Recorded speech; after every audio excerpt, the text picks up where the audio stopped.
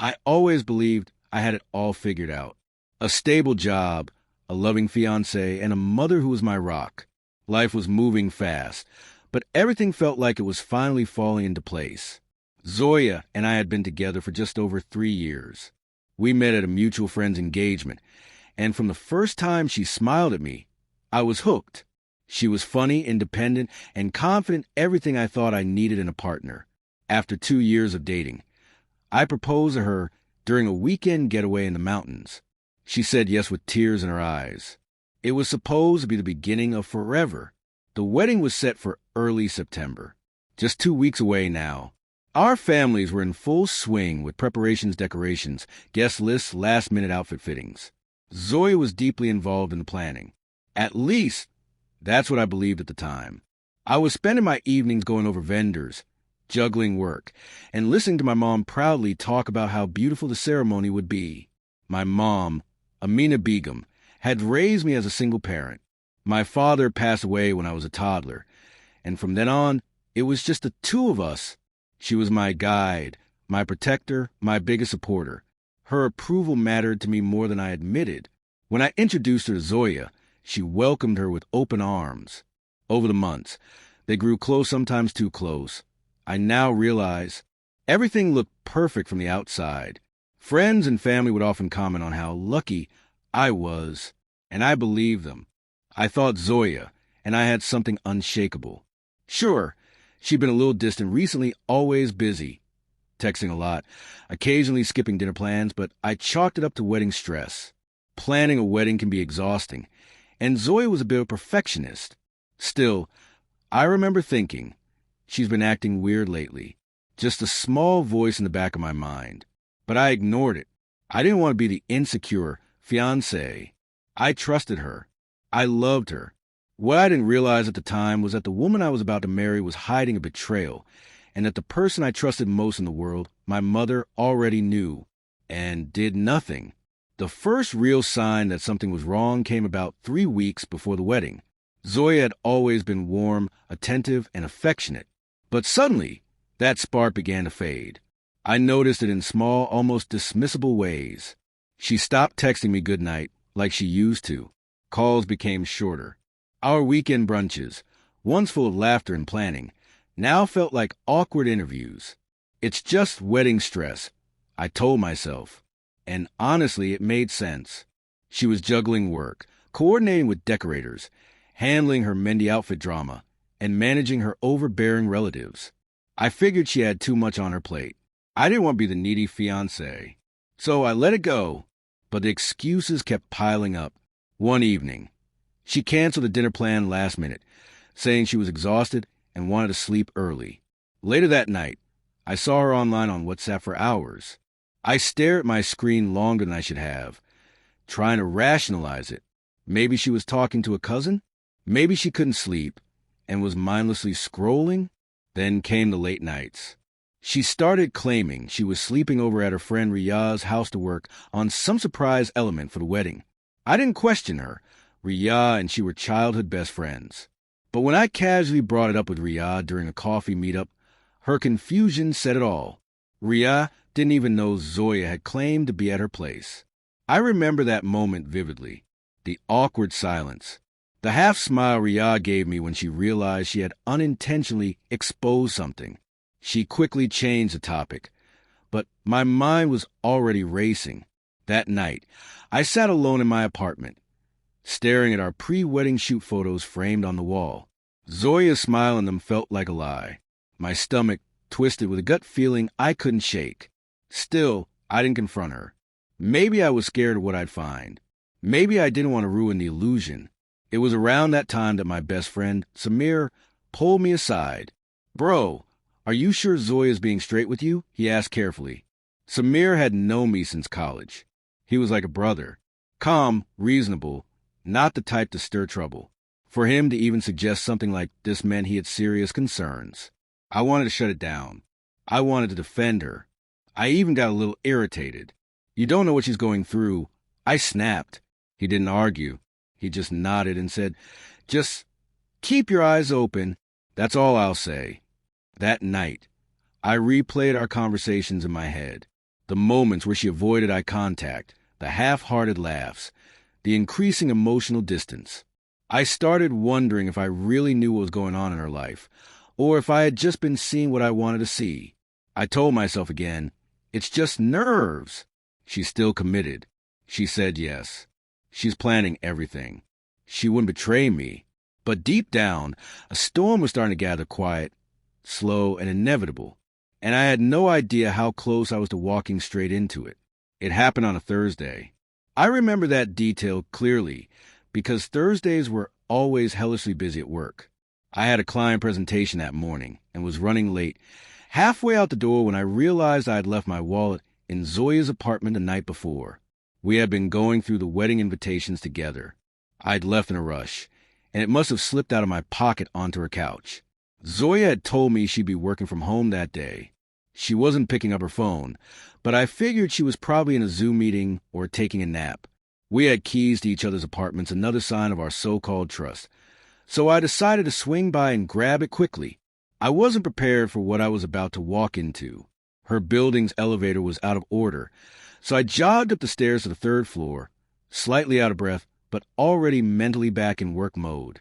I opened the door gently, not wanting to startle her, and stepped inside quietly. The first thing I noticed was that the lights were off, even though it was mid-morning. Sunlight was peeking into the closed curtains, casting long shadows across the room. It was oddly quiet. Her laptop was open on the dining table, but she wasn't in sight. And then I heard it, a laugh familiar, masculine, coming from her bedroom. At first, I froze, not out of suspicion, but confusion. Was her brother visiting? Maybe a cousin? But something felt wrong. That laugh wasn't casual. It was flirtatious, intimate. I walked slowly down the hallway, heart thudding, every step heavier than the last. Her bedroom door was half closed. I pushed it gently. What I saw shattered everything. Zoya, in bed, with a man I recognized all too well, Rahil, her ex-boyfriend, the one she swore she hadn't spoken to in over a year, the one who, according to her, had meant nothing and was firmly in the past. They weren't fully undressed, but it didn't matter. The scene was unmistakably intimate. Legs tangled, shirts off, her hair tousled in a way I knew all too well. They hadn't heard me come in. I stood there, silent for a full 10 seconds. I wish I could say I screamed or flipped out, but I didn't. I just froze, like my mind had short-circuited. It was surreal, like watching a movie about someone else's pain. Then, finally, Zoya noticed me. Her eyes widened. She scrambled off the bed, grabbing at a blanket like that would somehow erase what I'd seen. Ayan, wait, it's not what it looks like. I laughed. It wasn't a normal laugh. It came out hollow, bitter. Really? Then please, explain what this looks like to you. Rahil didn't even try to defend himself. He sat there awkwardly, clearly caught, not making eye contact. Zoya, however, rushed forward, spewing apologies. It was a mistake. I swear, it just happened this one time. Please don't do this. This one time? I'd barely processed what was happening, and she was already jumping to damage control. My voice was shaking, but I managed to say, 2 weeks. We're 2 weeks away from our wedding. Zoya, and this is what you do. Tears filled her eyes. She clutched my arm. I didn't mean for this to happen. Ayan. I got confused. I'd panicked about the wedding, about everything. He reached out, and I messed up. Please, don't walk away from us. I stepped back. I wasn't just angry. I was disgusted, humiliated. I felt like someone had stabbed me with a blade, made of every lie she'd ever told me. I trusted you, I said quietly, more than anyone, and this is how you repay that. She kept talking, kept crying, but I wasn't listening anymore. Something inside me had snapped. Whatever bond we had, whatever love, I couldn't feel it anymore. All I felt was emptiness. I turned around and walked out. She didn't follow. Underscore.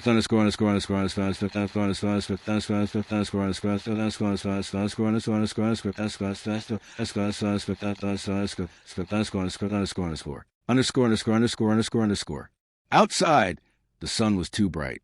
Everything looked the same. but nothing felt the same. I sat in my car, hands gripping the steering wheel, trying to breathe. My phone buzzed. Calls from Zoya. Texts. Apologies. Excuses. I blocked her. I didn't cry. Not then. My body had gone numb. I drove straight to my mom's house. I needed comfort. I needed someone to tell me I wasn't crazy, that this nightmare was real, and that I wasn't losing my mind. But what I didn't know was that the real betrayal hadn't even revealed itself yet, because what my mom would say next would hurt even more than what Zoya did. I drove straight to my mother's house, still in a daze. My hands were clenched around the steering wheel the entire way, white-knuckled, trying to hold myself together. I hadn't cried. I hadn't shouted. I hadn't even processed what had just happened. But I needed to talk to someone who would understand, someone who would be on my side. If there was one person in the world I thought I could trust without question, it was my mom. As soon as I stepped into her house, she looked up from the sofa where she was folding wedding favors. Her face lit up with a smile, but it immediately faded when she saw my expression. "Ayan, what happened?" I didn't answer. I just sat down heavily on the chair across from her and stared at the floor. She waited silently, the way she always did when she knew I had something big to say. I caught Zoya. I finally said, my voice barely audible. She was with Rahil. There was a pause. Long, too long. With Rahil? She repeated. I nodded slowly. In bed. At her place. Today. 2 weeks before our wedding. My heart was racing. I expected her to gasp, to cry, to curse Zoya's name. I expected outrage. I expected her arms around me, the way she used to comfort me when I was a kid after a rough day at school. But none of that happened. Instead, my mother sat back slowly and exhaled, not in shock, but something closer to resignation. "I was afraid this might happen," she murmured. I looked up sharply. "What?" I didn't know it would go this far," she said, avoiding my eyes. But I knew they were still talking. My breath caught in my throat. "You knew?" She gave me a helpless look. "She told me a while ago, just in passing, that Rahil had messaged her. She said she responded, but only to get closure. She said it meant nothing." I blinked. My mind felt like it was slowly unraveling. "And you didn't think to tell me?" She begged me not to. She said she was over it, that she wanted to move forward with you. And I believed her. My mouth was dry. "You believed her over me? You trusted her with this kind of secret?" She flinched. "Ayan, listen. I didn't want to cause unnecessary drama. You two were so close to the wedding. Everything was going beautifully. What was I supposed to do, throw a bomb in the middle of it all?" "You should have told me," I said, my voice trembling with anger. "You should have warned me." She looked offensive now. "I made a judgment call. And besides, you've been so happy with her. You love her." I loved who I thought she was. There was silence, tense, heavy, and then she said something I never expected. She made a mistake. "Beta, one moment of weakness doesn't erase everything she's been to you." I stared at her, stunned. "You can't be serious." "I'm not saying it's okay," she continued quickly. "But people mess up. Zoya loves you. She's been planning this wedding with so much heart. Don't let one incident destroy something so beautiful." "One incident?" I laughed bitterly. "You think this was one moment of weakness? She's been lying to me, sneaking around. She was in bed with another man. This was an accident, Amy." "I know it hurts," she said softly, "but you have to think long term. What will people say? What will your relatives think if you cancel the wedding now?" I looked at her like she was a stranger. "This is about what people will say?" "I know." "Stop." I stood up, feeling the room spin slightly. "You're not even angry at her. You're trying to guilt me into marrying someone who betrayed me." She looked stricken, but still, she didn't back down. "You're not a child anymore. Marriage isn't just about love. It's about endurance, forgiveness, sometimes silence." That last word hit me like a slap. Silence. That's what she had chosen. She had known something was off. She had chosen to stay quiet. She had chosen Zoya. You're asking me to sacrifice my self-respect for a woman who didn't think twice before throwing away. I said, tears finally stinging my eyes. Why? Her voice trembled. Because I don't want you to be alone. I don't want people pointing fingers at you like they did at me when your father passed. I've worked so hard to build this reputation, to see you happy. This isn't happiness, I whispered. This is survival. She looked at me with glistening eyes, finally speechless. I walked to the door, paused, and turned back. I lost Zoya today, Amy. But I think I lost something else too. She flinched. Your silence hurt more than her betrayal. Then I left. I didn't know where I was going. I just knew I couldn't stay in that house. The weight of two betrayals, the woman I was going to marry and the woman who raised me, pressed down on me like a suffocating fog. I had always thought heartbreak would come with screaming, breaking things, maybe even begging. But mine came quietly, like watching a part of yourself die, while everyone around you pretends nothing's wrong. The next few days passed in a blur. I didn't answer calls. I didn't reply to texts. I ignored the endless stream of messages from Zoya, some filled with apologies, others with explanations, and one that ended with, "You're overreacting, Ayan. Please don't destroy this for both of us." I couldn't even process it properly. I kept rereading her texts and hearing her voice in my head. It was a mistake. It meant nothing. I love you. Over and over like a broken record. But it did mean something. Maybe not to her. But to me, it meant everything. My phone vibrated again. This time, it was my mom. I let it ring out. I was sitting in my apartment, lights off, the air heavy. My pre-wedding sherwani hung on a hook in the corner, still wrapped in plastic. Invitations sat in a neat pile on the table, ready to be handed out. The Mendy playlist we had built together still echoed in my ears. It was like planning my own funeral. All the things meant for celebration now felt like artifact from a life that had never been real. I couldn't sleep. I couldn't eat properly. I just kept questioning everything. Did I miss the signs? Was I not enough? Had I been naive? A small part of me, the broken part, whispered things I hated hearing. Maybe she was right. Maybe people do make mistakes. Maybe this one time could be forgiven. Maybe you should just let it go. Then another voice fought back. Louder. Stronger. If you forgive her now, what kind of message are you sending? That your worth doesn't matter? That cheating is just a bump on the road to marriage? I felt like I was at war with myself. I tried to distract my mind. I called Samir. He picked up on the first ring. I've been waiting for you to call, man. I didn't say anything right away. My voice cracked when I finally spoke. I feel like I'm losing everything. No, you're not, he said calmly.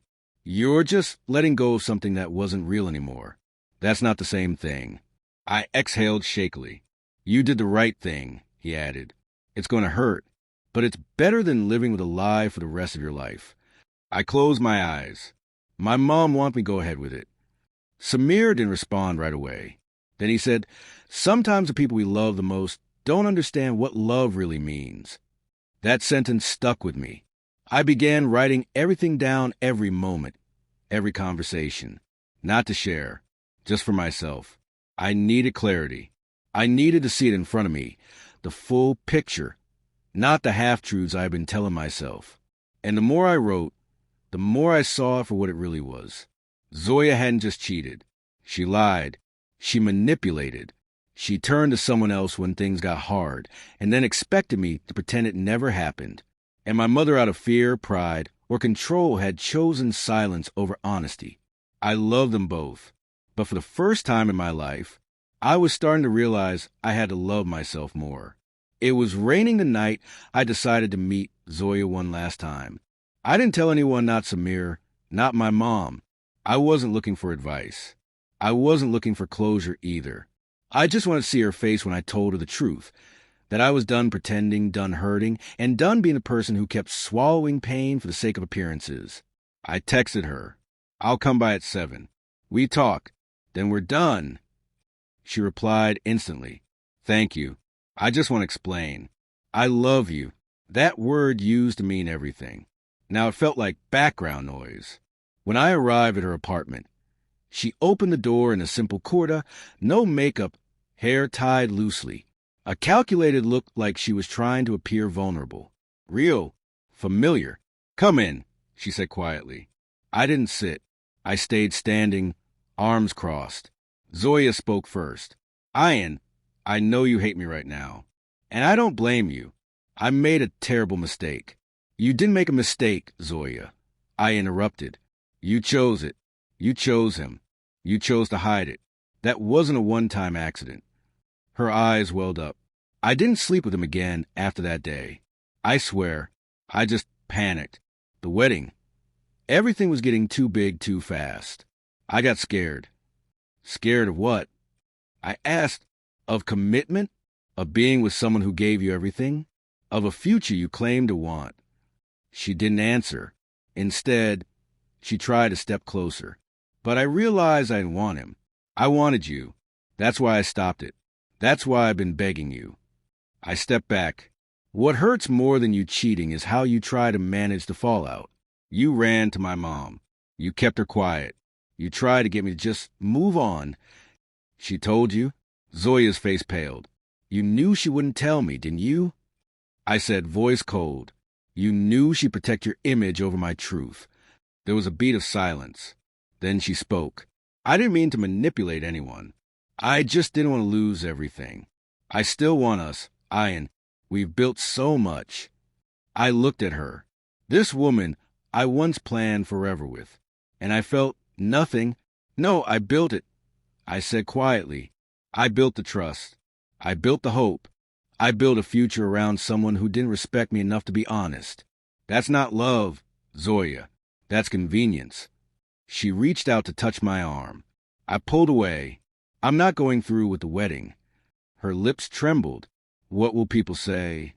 I gave a small, bitter laugh. "They'll say I finally respected myself enough to walk away." She stood there frozen as I turned around and walked out the door. That night, I packed up everything that reminded me of us. The photo frames, the wedding checklist, the little notes we used to leave each other. And then I made the announcement. I sent a simple message to our wedding WhatsApp group.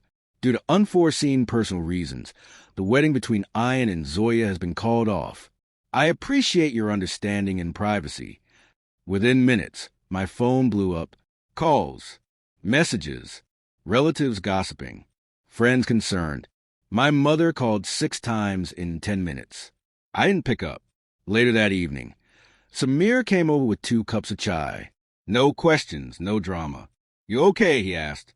"No," I replied, "but I will be." We sat on the balcony in silence as the rain poured down, and for the first time in days, I didn't feel trapped. I felt free. The fallout came fast. Within 24 hours of canceling the wedding, I was bombarded by relatives, family friends, and nosy uncles who suddenly felt they had a right to my personal life. Some were concerned. Most were just curious. A few even suggested I must have done something wrong. But none of that mattered anymore. What hurt more than any outside voice was my mother's silence. She didn't call, didn't message. For 2 days, it was like she'd vanished. And part of me wondered if she was ashamed of me or angry that I defied her, broken the perfect picture she had carefully painted for our extended family. But I knew I couldn't carry the weight of other people's expectations anymore. Not hers, not society's, not even Zoya's. This wasn't just about a broken engagement. It was about reclaiming my dignity. I finally went to see my mom. She was in the kitchen, quietly rolling dough for roti, as if nothing had happened. The silence stretched between us until I broke it. I called off. I said. She didn't look up. "I know. Are you angry?" She paused. "I'm disappointed, but not at you." I blinked. "Then at who?" She looked at me then, tired eyes meeting mine, at myself. "For not protecting you when I should have. For thinking your happiness could be built on a lie." The words landed heavily, but they were real. "I need space, Emmy," I said gently. "Not forever. But right now, I need to be on my own, to breathe, to heal, without pressure, without expectations." She nodded slowly. "Okay." And just like that, the war between us quieted. I didn't have all the answers. I was still hurting, still waking up in the middle of the night with questions echoing in my head. But one thing was certain, I chose myself. And for the first time in a long time, that was enough. It's been 6 months. The wedding date passed quietly. No noise, no ceremony, no disaster, just peace. On that day, I took a solo trip to the mountains. No signal, no distractions, just me and the silence I once feared but now crave. I've changed since then. Not completely, but enough to notice. I wake up earlier. I journal almost every day. I picked up an old hobby, photography. Somehow, capturing moments that don't lie became therapeutic. There's something healing about focusing a lens on the present instead of constantly replaying the past. Zoya reached out once. A long message. She said she understood now, that she respected my decision, that she was sorry not just for what she did, but for who she let herself become. I didn't reply. Some doors don't need to be slammed shut. They just stay closed forever. My mom and I are better now. Not perfect, but honest. We talk more about real things. She's learning to listen, and I'm learning to forgive. We don't pretend anymore. That, more than anything, has made the silence between us bearable. People still ask questions sometimes about the wedding, about Zoya, about what really happened. I just smile now. Life happens, I say, and sometimes it happens just in time. Because the truth is, losing Zoya didn't break me. It introduced me to a version of myself I'd never met before. Stronger, clearer, free, and in the end, the worst thing that ever happened to me turned out to be the best thing I ever walked away from.